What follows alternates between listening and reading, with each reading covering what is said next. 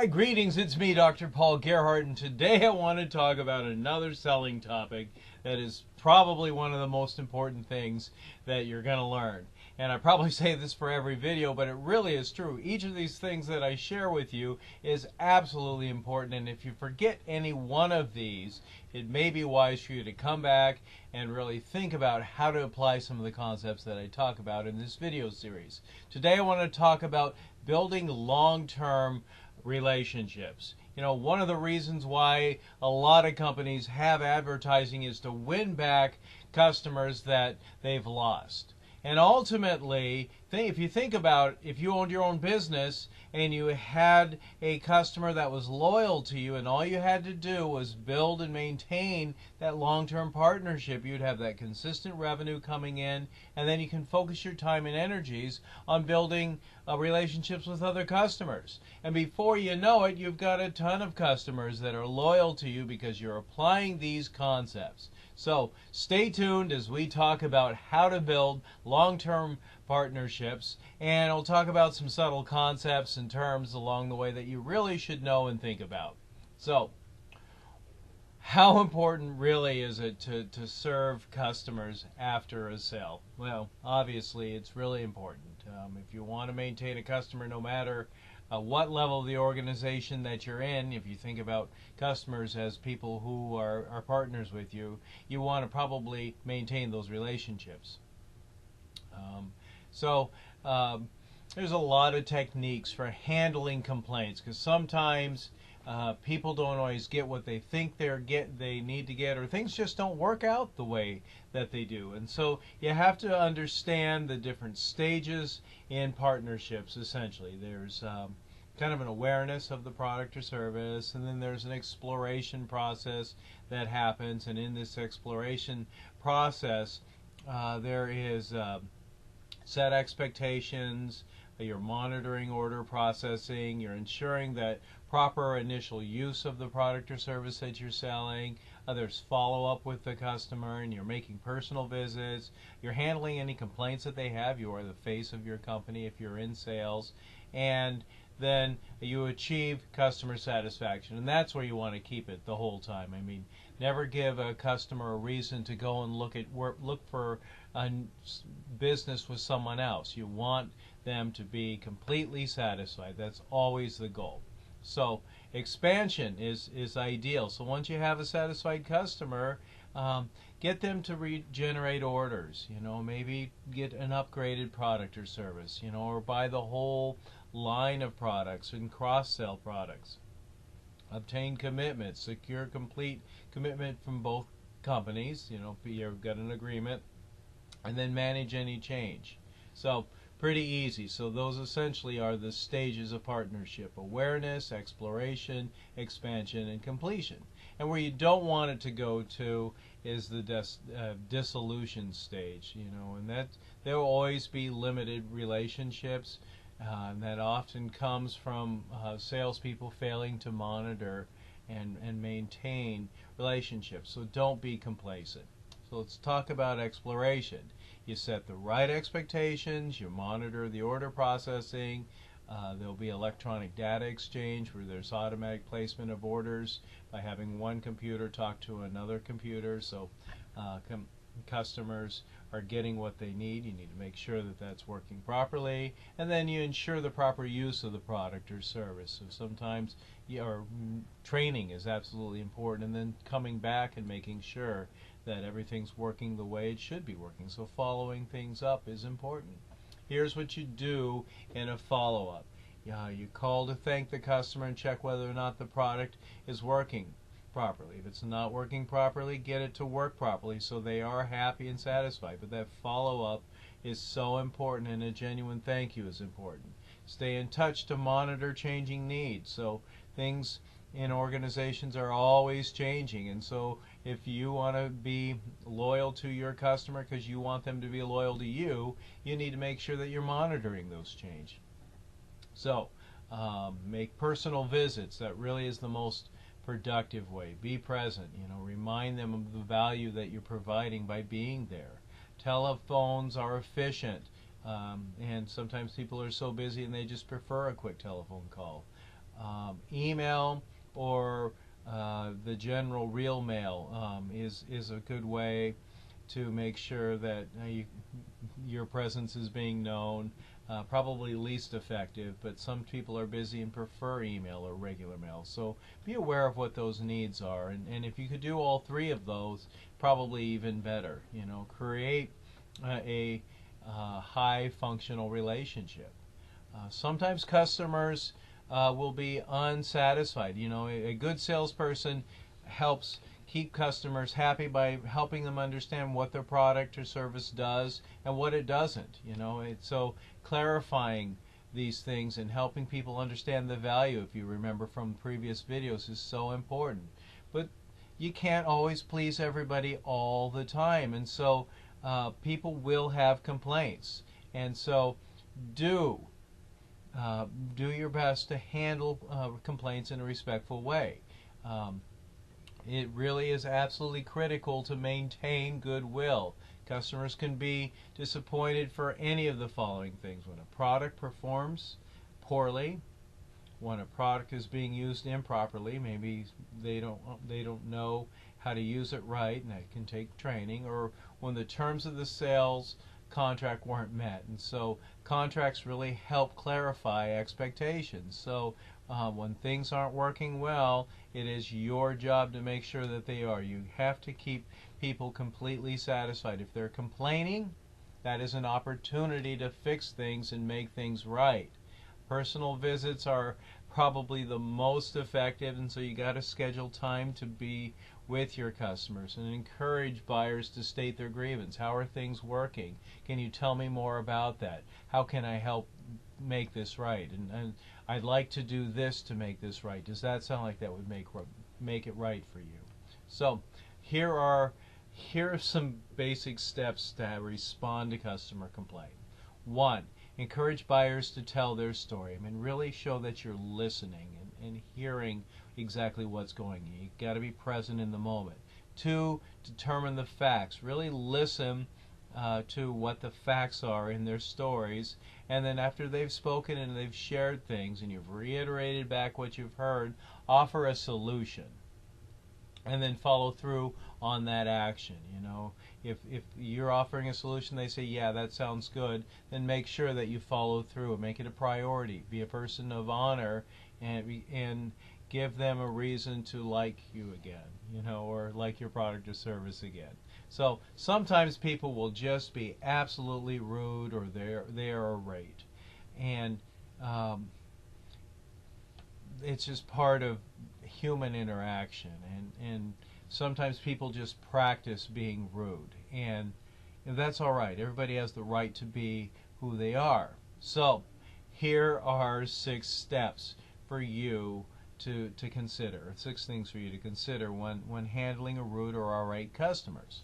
1, I like the platinum rule. Treat other people as they wish to be treated. And sometimes you have to take a look at yourself and apply the golden rule. How would I want to be treated in a situation like this? And even when people are being rude, just be kind. 2, and this is really important, listening. Prove that you've listened. Paraphrase the customer's concern back. Recognize the customer's feelings along with the facts. Did I get that right? I heard you say this. It sounds like this and this and this. Did I get that right? So really being able to paraphrase things back. You got to listen to make sure you're maintaining a calm entry and tone of voice. Don't justify, excuse, or blame others. Be positive and thank the customer for bringing the problem to your attention so that you can resolve it. And then do the hard things first. The faster they get done, the more your customer will appreciate you and your efforts. And then call back if the customer hangs up. It happens. Give the customer someone else to call, but only in case you're not available. Don't pass the buck. So follow the golden rule, or platinum rule is better. Prove that you've listened. Don't justify excuses or blame others. Do the hard things first. Call back the customer if he or she hangs up, and give the give the customer someone else to call, but only if you're not available and don't pass the buck. All right, so settlement options for an unsatisfactory product. So you want to keep people happy. One of my favorite companies in this whole world is Nordstrom. And if someone has a product that they're not happy with, they replace it or refund your money. It's a really cool policy. I mean, in the longer run, satisfied customers are raving fans, and they'll share their stories about how satisfied they are, and hopefully continue to buy products or services in the longer run. That's what we want. So do the right thing. Replace the product without cost to the customer. Replace the product or share costs with the customer is an option. Sometimes they break things. Instruct the customer on how to proceed with a claim against a third party. If someone breaks something, tell them about the process, and then send product to factory for a decision. So send it back and help make the process go well. It really is your job to be able to be that representative and be efficient in handling things when things don't go right. So here's your role in handling customer complaints. You essentially are a buffer between the company and the customer. Educate the customer to forestall any future claims. Ultimately, you want them to be happy, and aim to achieve customer satisfaction. Where we focus is where we get our results. So continuously monitor the customer satisfaction level. That's really what your job is. So with a satisfied customer, you want your relationship to expand. So hopefully you want regenerated offers. Hopefully they like your product so much that they will upgrade because their businesses is growing. Hopefully as a result of your product or service, or you guys continue to grow together. So this requires you to convince the customer to use a higher quality product or a newer product. Full line selling. Maybe you have lots of other products related to what you're selling, so try to sell them the entire line of associated products. Make the buyer realize the synergy of owning products in a line. So hopefully your organization has designed products that work well together. And then do cross-selling, selling additional products that are not directly associated with the initial products, that are less expensive than acquiring a new talent or a new client. So generating repeat orders. Be present at buying time. Help the service of the product. Provide expert guidance. Offer customers non-selling related ideas. Provide special assistance. You are the consultant. Provide free product demonstrations. Train resellers, employees about the products. I mean, you really need to build that relationship and be an important partner, an expert in your relationship with your client. So here's some tips for effective cross-selling. You absolutely need to be knowledgeable about your product and know how to cross-sell. Sometimes you can use incentives. You have to share reasonable quotas or goals. You have to be able to track results. Timing is everything. And then performance appraisals are important. So making sure that everything is working the way that it should. And then you gain that commitment. This is the stage where the buyer and seller decide to continue their relationship. Now ultimately you want that long-term relationship. So you want to be a preferred supplier, one who is part of a large percentage of the buyer's business. Don't give them any reason to shop with your competitors. And so there are many different types of relationships with suppliers. Some of them are simply just transactional, coordinative, and some of them are selective partnerships. So examples of criteria required to gain preferred supplier status. So some people just want hard savings. So very often you can do this through payment terms and cash discounts.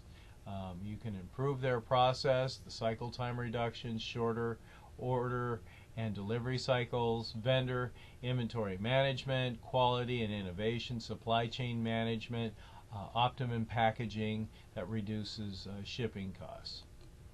Now here's some examples of criteria required to gain preferred supplier status. So soft savings is a way to do it. Commercial minority-owned vendors, global initiatives, access new markets, improve processes, safety and environmental procedures, quality and innovation training, supply management, barcoding reduces shipment and processing time. So give people reasons to do business with you. Securing commitment to a partnership, establish open channels of communication, ensure commitment from the entire supplying organization, ensure that the seller is dependable, competent, and honest, focus on complete commitment, allocating resources to satisfy needs, anticipating needs. Communication, direct communication among similar functional areas between buyers and sellers organization. Corporate culture, values and beliefs held in your management. They shape attitudes and actions of employees. They influence development of policies and programs, and the culture of the organization should fit each other. So fit is so very important. You can help be a change agent. Organizations don't always know what they don't know, and so you can help people understand how your product or service can help their organization change in a positive way. So you have to consider rate of change, how quickly the change is made, and then the scope of the change, the degree to which change affects the organization. And so you have to keep in mind that people will always resist change. There might be moderate resistance or major resistance, little resistance or moderate resistance. And so recognizing that you'll have all people involved in change process, it really takes more effective communication. With your company, you can be a champion. You know, you have to help see that you are on their side, and ultimately you want to gain successful proposals and get them to see you as a partner. You have to recognize how change is going to happen, and so you need to make sure that you're satisfying needs and wants, determine resources required to secure the buyer's commitment, and then develop a time-based strategy. And so you don't want to lose a customer. Sometimes people become complacent with their accounts, and that's one of the easiest ways to lose a customer is by not being present. So make sure that you regularly audit the customer's experience. I like people when people go on a scale from 1 to 10, how do you like my product or service? And if they say anything less than a 9 or a 10, you need to kind of find out what would make it a 9 or a 10. You have to be able to understand them.